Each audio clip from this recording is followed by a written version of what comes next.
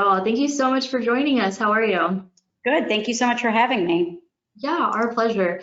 So let's go ahead and kick it off, everyone. Like I said, this is going to be our second session over the second course of our day for the summit.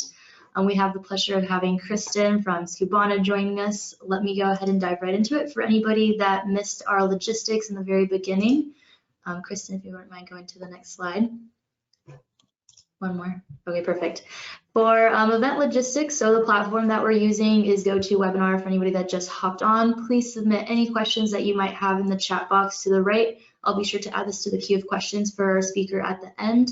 And there are a few resources available for you to download, so feel free to take a look at these and check them out. Lastly, this webinar is being recorded and I will be sending it out by the end of the week, so keep an eye out in your inbox for that. And let's go ahead and move on to the next one. It looks like we also have a quick poll for everybody, so let me go ahead and launch that up for you. Kristen, would you mind going to the next slide? Yep, sorry about that. No worries. Technical difficulties. All right, so launching this up here, we have, are you currently using an inventory or order management solution? So here you can click, yes, I'm a Skubana customer. Yes, but I use another software provider. Maybe you use spreadsheets or you're a pre-launch brand. I'll leave it open for just a few moments. This way we know how to tailor the content to the audience.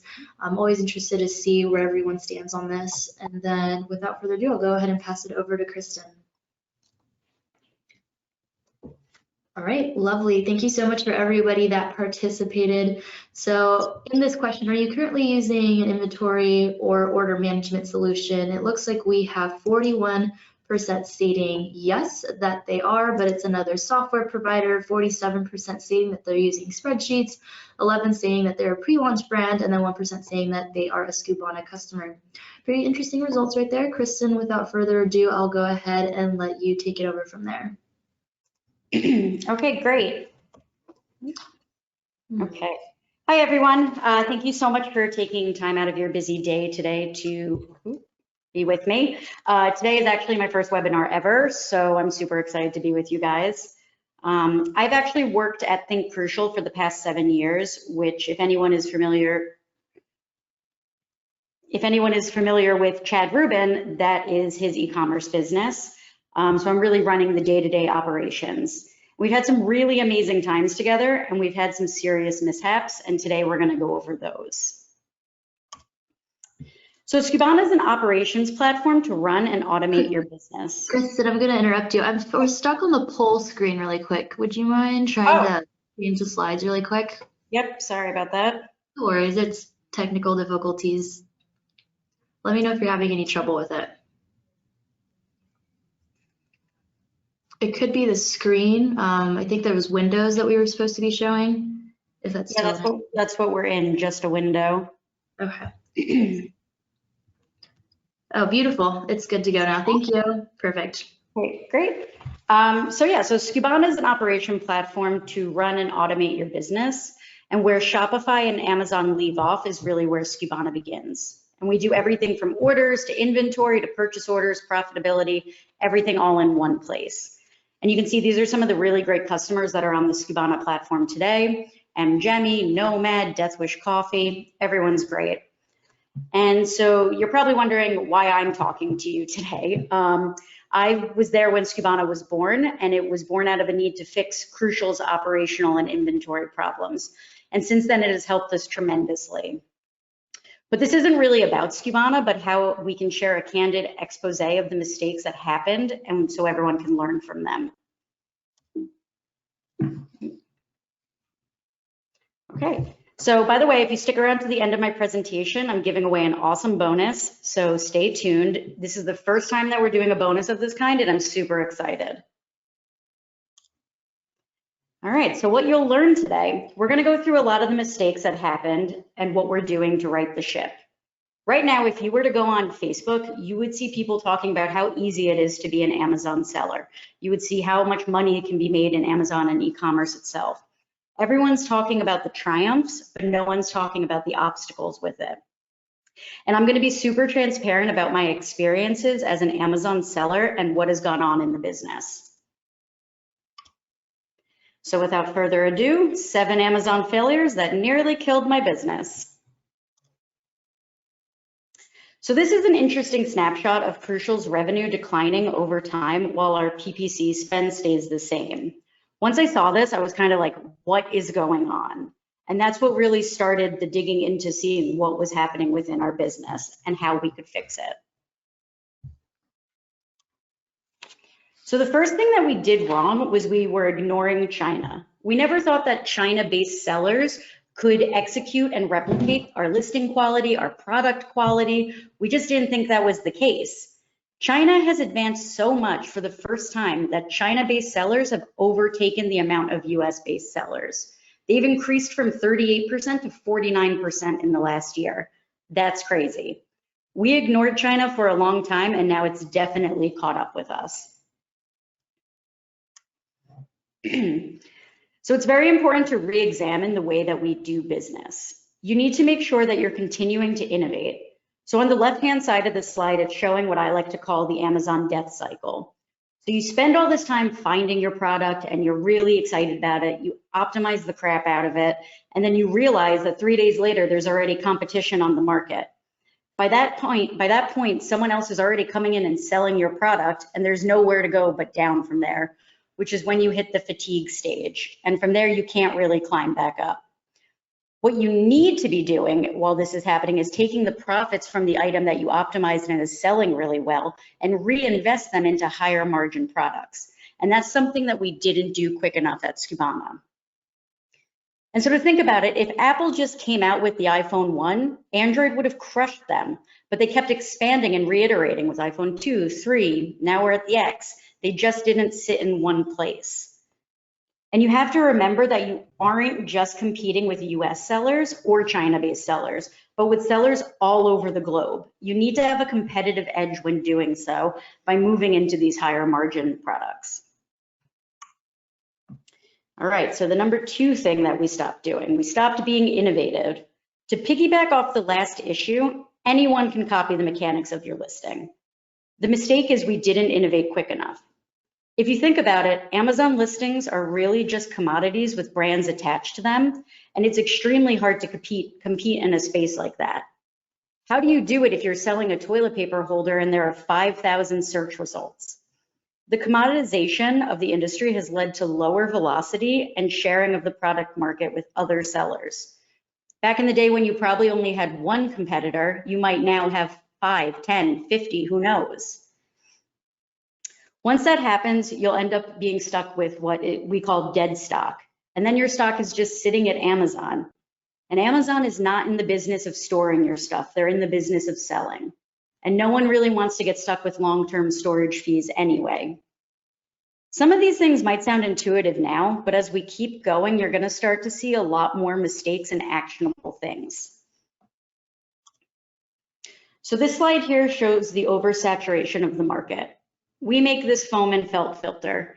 Back in the day, we purchased it for 20 cents and sold it for $20. Now we still purchase it for 20 cents, but we're selling it for $4. That's insane. Anyone can come on the market and go to China and make this foam and felt filter. The times changed and we didn't change quick enough with them. We didn't invest in product that was difficult to copy, which is clear to see by all these other sellers selling the same exact filters.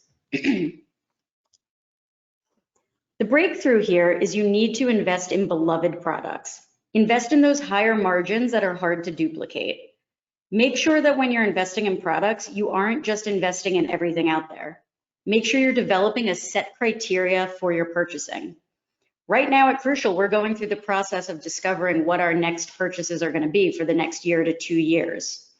I could easily just go on Alibaba and find a filter. But if I do that, that means anyone else can do it, and that's not a good way to go about things. Reinvest your profits into higher margin products. You may have to put more capital out front, but your bank account is going to be thanking you in the long run because you will have crazy profits from it. It's also important to pay attention to your IPI score or inventory planning index on Amazon, as they recently changed the minimum threshold to 400, so make sure you're not falling below that. And lastly, one of Chad's favorite sayings is you wouldn't go on a cruise as your first date. I mean, if someone wants to take me on a cruise, I might go, but that's besides the point. You want to dip your toe in the water first, make sure it's warm. The same thing goes when you're investing in new products. You wouldn't want to just drop 60K on an item you think is going to be good. You want to drop 60K on an item that you've done research on and you know is going to be good. So here are some pro tips. This is what we follow at Crucial when we are looking to get into new items. It's super specific. The first one might seem very, easy. No copycats. We don't want to be selling a product if other people are already selling it. It seems like a no-brainer, but to some people it's not. There must be scarcity of the product. If you see high search volume, but you don't see any products for sale, you can definitely capitalize on that. You want to stay away from products that can be easily Amazoned. Amazon Basics has infiltrated a lot of different categories, so you want to steer clear of those. And make sure there's demand for the product by doing proper keyword research, taking that demand and figuring out where you can make the most money. And then the higher the tooling costs, the higher the moat, meaning that the more you put into a product in its early days with a big capital investment, you'll be protected with a competitive advantage that's hard to duplicate down the line. It's a big risk, so you need to make sure you're being very data-driven about your choices. And you can see from this spreadsheet that we get very deliberate about how we invest in a product.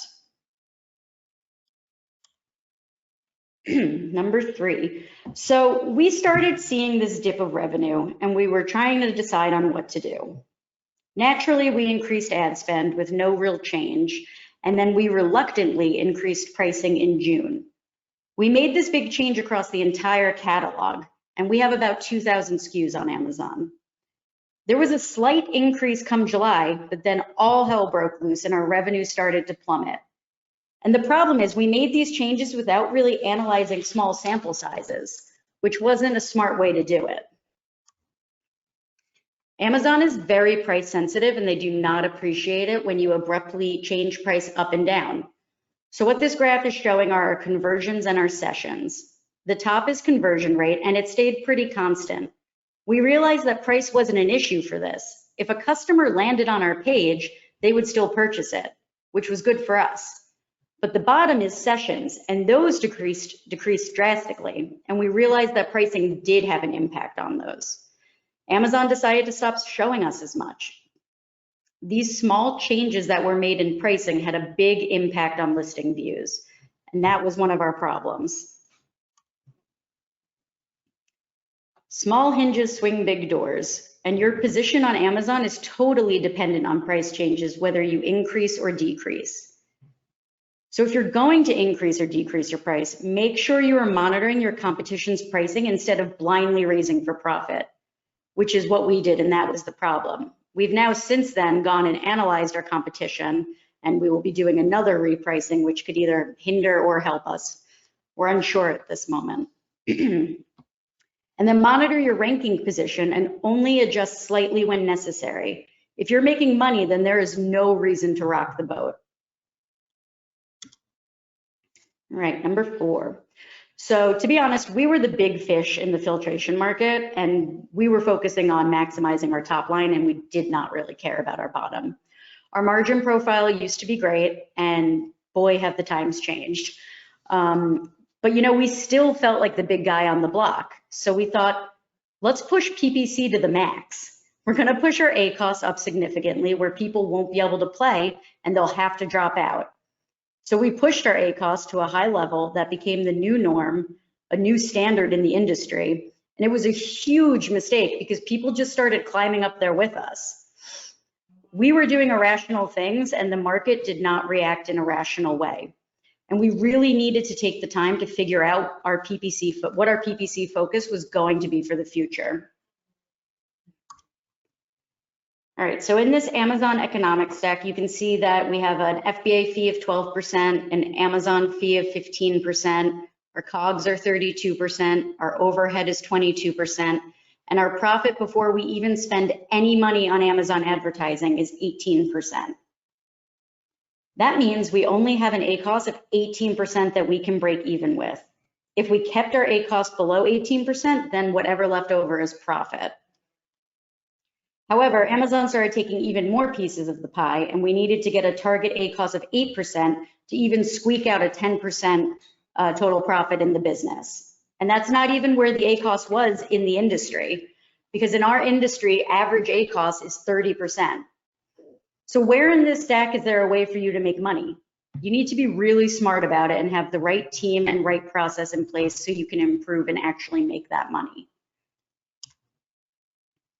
So we know you can't control your FBA fee and you can't control the commission fee, but what you can control is your cost of goods sold, your overhead costs, both variable and fixed, and our ACOS. And I've already mentioned that you need to have people, process, and product in place. But you need to make sure that you have a proper technology to support your business as well. Being able to quickly figure out your profit per SKU, per channel, with all the hidden fees is something that was built into Skubana. I'm going to be super honest, this is something that I really pushed for in the beginning of, when Skubana was being built out, because I figured if my business needed it, other people's businesses would need it. So now you can see profit per SKU, per channel, all in one place. And if we were to really underline what happened in the past 2 years on Amazon, it would be that sellers need to push themselves from just being sellers to being advertisers. You need to build a PPC muscle and become a better advertiser. And there are people out there that say when you increase your Amazon spend, you increase your awareness on Amazon and more people will buy your product and then you enter into the Amazon flywheel. But we found that that's not always the case. Just because you're spending more on Amazon for advertising doesn't mean your BSR is going to increase. They aren't necessarily correlated. But if you want to talk about correlation, this is what life was like before we really started being data-driven about this. If our spend to what we make is correlated, we should see a one-to-one relationship, meaning all of these dots will be closely tied to the blue line. You can see these dots are not closely tied. With them being all over the place, there is a definite lack of correlation. We went from a 0.1 to a 0.6, which is definitely much closer to 1, but we're still, working on this and it's a work in progress. So we started being super data driven and you can see that the dots went from being super scattered to much closer in the line. And what happened was we were putting spend towards keywords and search terms that just weren't moving the needle for us. While they were a cheaper click, they weren't actually generating any revenue. So we got a lot smarter about the way we were advertising.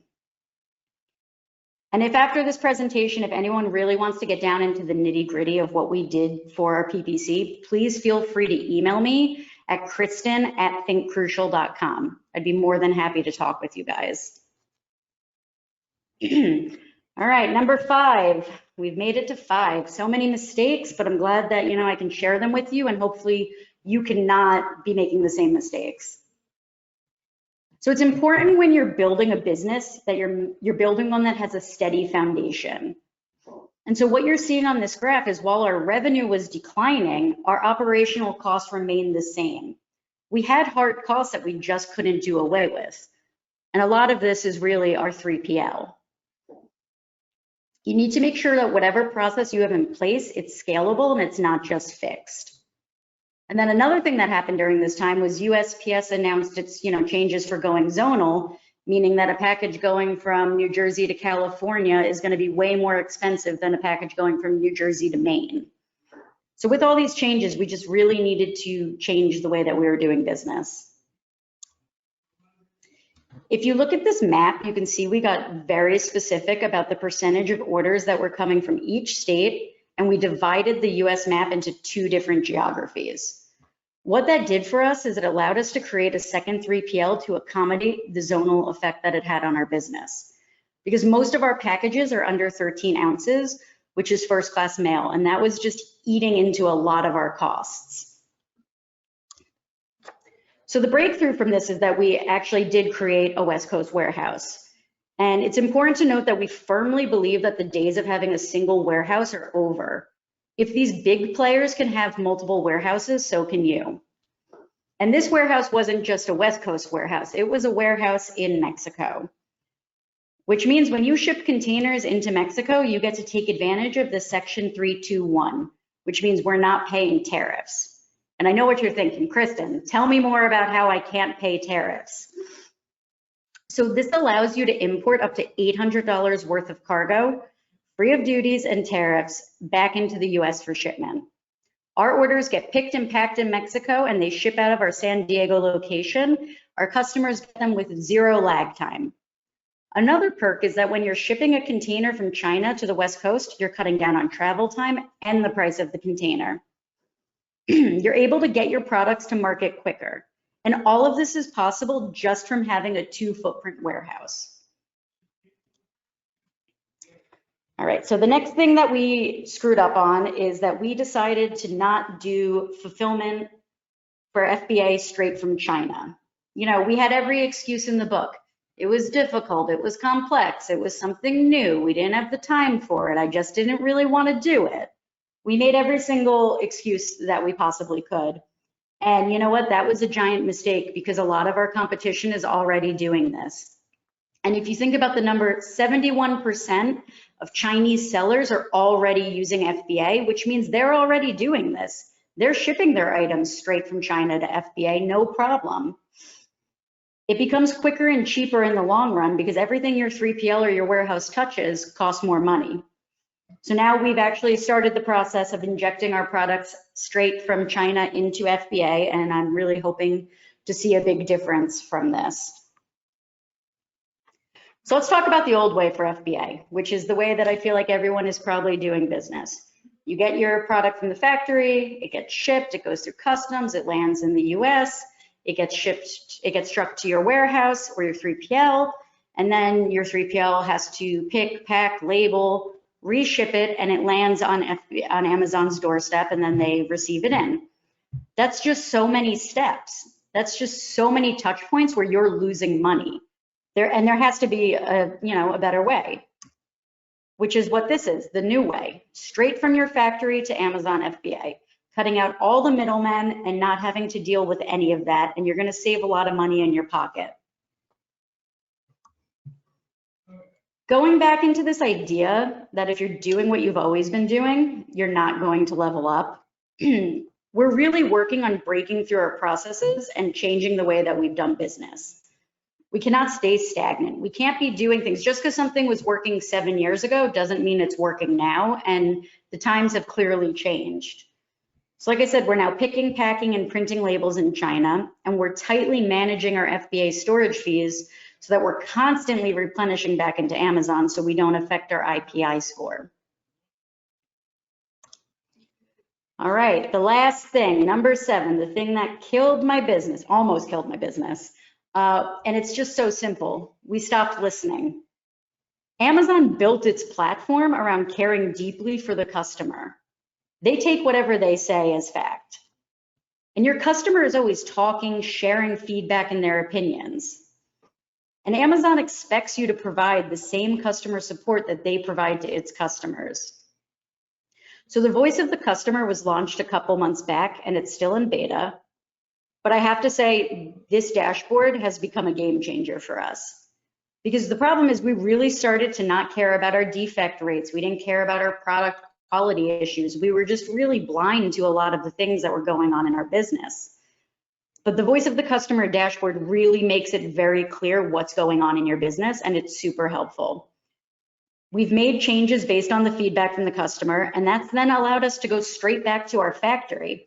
You know, they're now fixing the product, they're updating the product, we're getting new and improved products. In certain cases, we're getting credits on invoices that, you know, where they screwed up on the item, so now we're getting a kickback. All in all, it's been a game changer.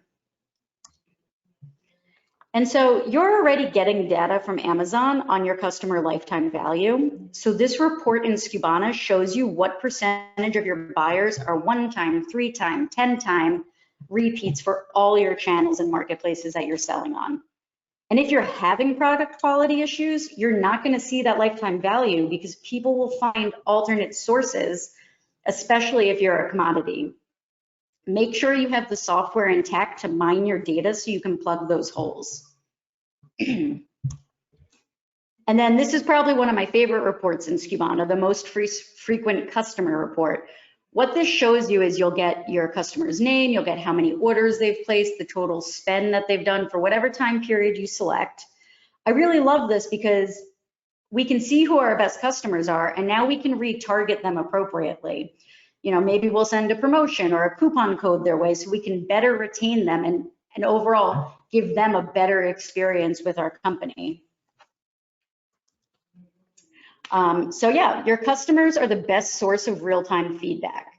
Make sure you're utilizing the voice of the customer dashboard, as it's really a window into your customers' thoughts. Check to make sure your listings weren't suppressed or marked inactive due to your poor or negative reviews. And one of the most important things I can say is fix the problem before you reinstate them, because if you don't, they're just going to get taken down again, and you're just going to have a never-ending problem.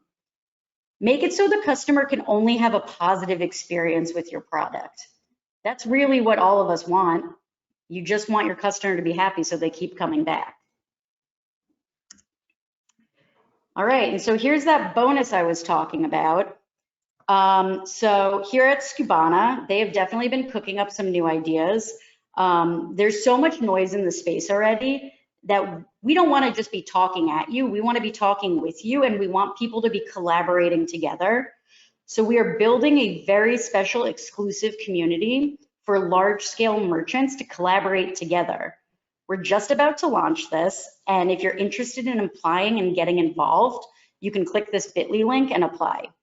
And it is case sensitive. So if you're interested in joining us on our Slack channel, that's going to be fantastic. Please do so.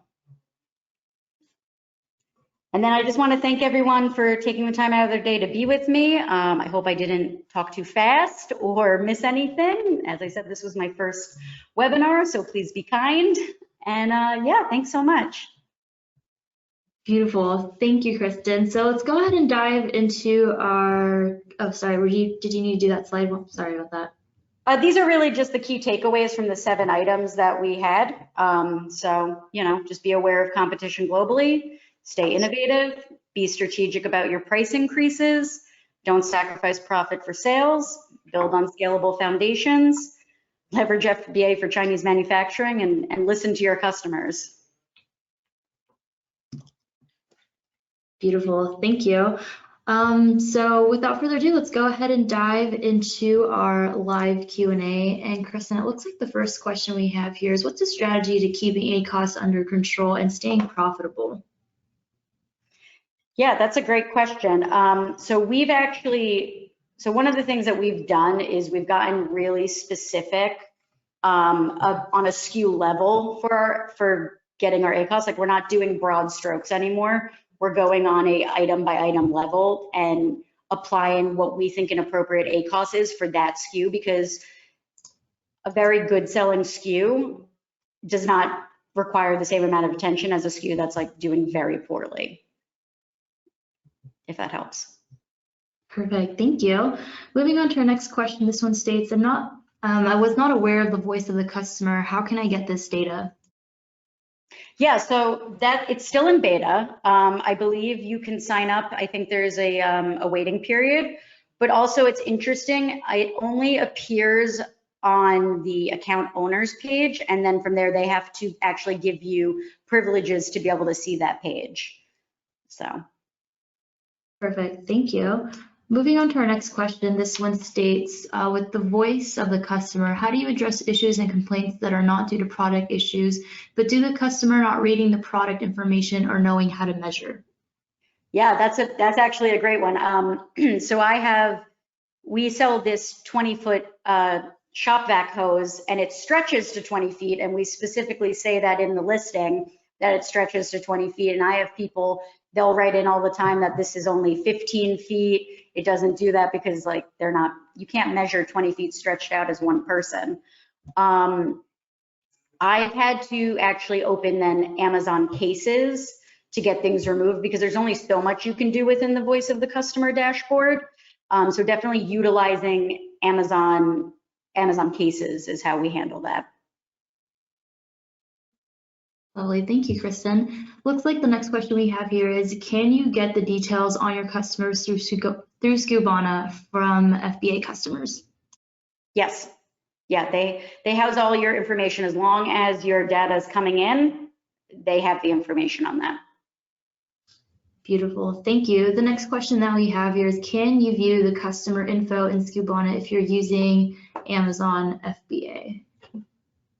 Actually, Yes, that's the same question. Yeah, good question. How is Amazon obtaining VOC? Is this separate feedback from product ratings or seller feedback? I believe these are separate. These are separate from product feedback. This is direct feedback that the customer is applying to the item. So if the item they get is damaged, everything is being aggregated in one place, and it's applying a score to it. So on my slide, there was red, orange, yellow, green, and then bright green sections telling you like what your standing is. So if you get below a certain point, they're going to flag it, and that's what's going to hit, because they're aggregating everything. And I was on mute. Got it. Makes sense. Thank you. This one states, how do you provide a discount code to your top customers if Amazon doesn't share your customer emails? That's a great question. We don't currently, we're not really retargeting in such a way for Amazon customers, besides the normal like product email that we send out or leave a review email that we send out. Something that we've recently started toying with is direct mail. So that would be a good way to get directly to your Amazon customers. Got it. Thank you. Looks like we have time for just a couple more questions. This one states, if you need to make a small price change, what process do you suggest? Small increments or one move? I would definitely recommend small increments because Amazon is super price sensitive. And if you make one massive leap versus small increments over, say, like a week or 2 week period, they can adjust to that accordingly.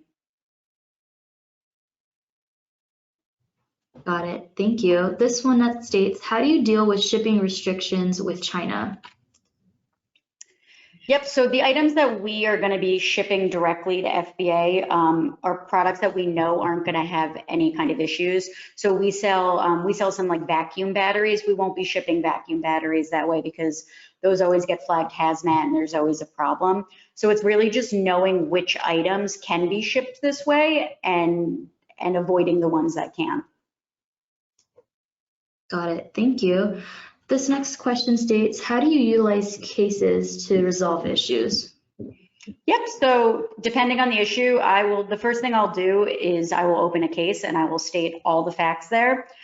Usually, depending on what it is, it will get jumped around a bunch. Usually through back and forth, you can get things reinstated and you can get issues resolved.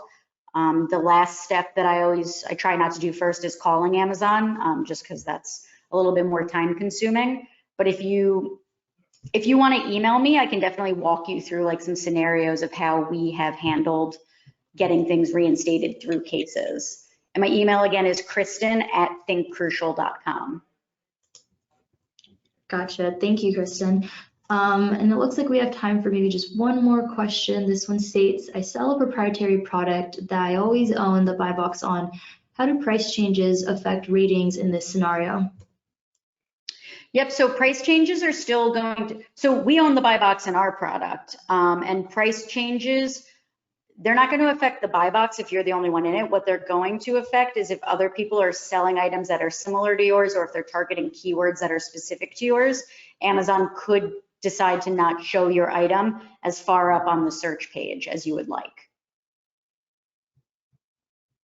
Beautiful. Thank you so much for delivering that educative and delightful presentation, Kristen. So without further ado, we're going to go ahead and take a quick pause because that's all the questions that we have. We're going to get started in just a couple of minutes for our last presentation of the day, where we have the pleasure of having our partners from Ecom Engine, and they're going to be covering how to get legit reviews the right way.